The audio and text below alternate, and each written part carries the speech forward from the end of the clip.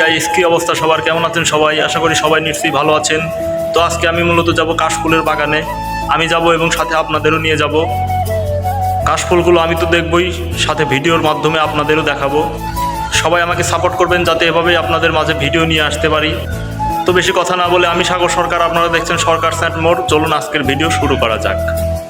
তো গাইস, আমি যেইখানে থাকি সেইখান থেকে কাশফুল বাগানের দূরত্ব মাত্র 5 মিনিটের হাঁটা পথ। তো অবশেষে আমি কাশফুল বাগানে চলে আসলাম।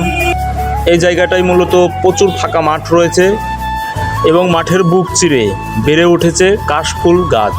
গাইস, এখন মূলত কাশবনে ফুল ধরার মৌসুম চলছে।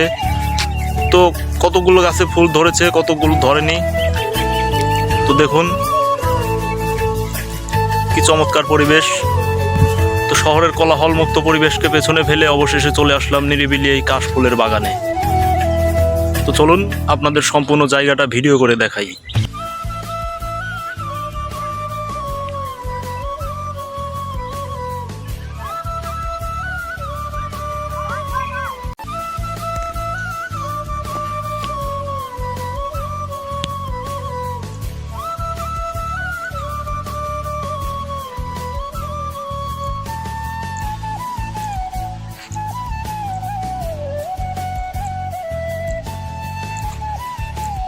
আর ওই সামনেই যে একটা রিসোর্ট আপনারা দেখতে পাচ্ছেন, আমি যেই মালিকের আন্ডারে চাকরি করি সেই মালিকের ওই রিসোর্ট।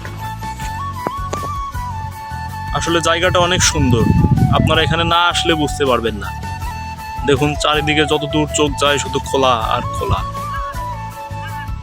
ঢাকা শহরের বুকে এত বড় খোলা মাঠ খুব কমই দেখতে পাওয়া যায়। কোনো পুরোপুরি ফুল না আসার কারণে জায়গাটা মোটামুটি খালি, এখানে কোনো লোকজন এ পর্যন্ত আসেনি।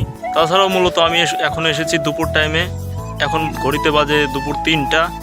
তো বিকাল 5টার পর থেকে এখানে লোকজন আসা শুরু হবে। এবং এই দূর যেইখান দিয়ে দেখছেন, এখানে মূলত ছোট ছোট বাচ্চারা এসে ঘুড়ি ওড়ায়।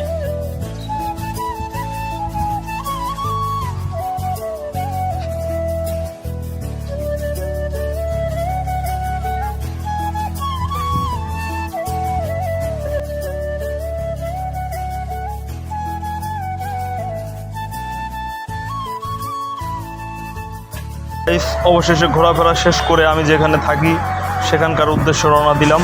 আর সামনেই যে লাল গোডাউনটা দেখতে পাচ্ছেন, আমি সেখানেই মূলত থাকি। তো গাইস, এখন আমি গোডাউনের ভিতরে প্রবেশ করব। যদি ভিডিওটা একটু ভালো লেগে থাকে অবশ্যই একটি লাইক এবং কমেন্ট করতে ভুলবেন না। আর এই গোডাউনে আমি সারাদিনে কি কাজ করি তা যদি আপনারা দেখতে চান অবশ্যই আমাকে কমেন্ট করবেন, তাহলে আমি পরবর্তী ভিডিওতে আপনাদের দেখাবো।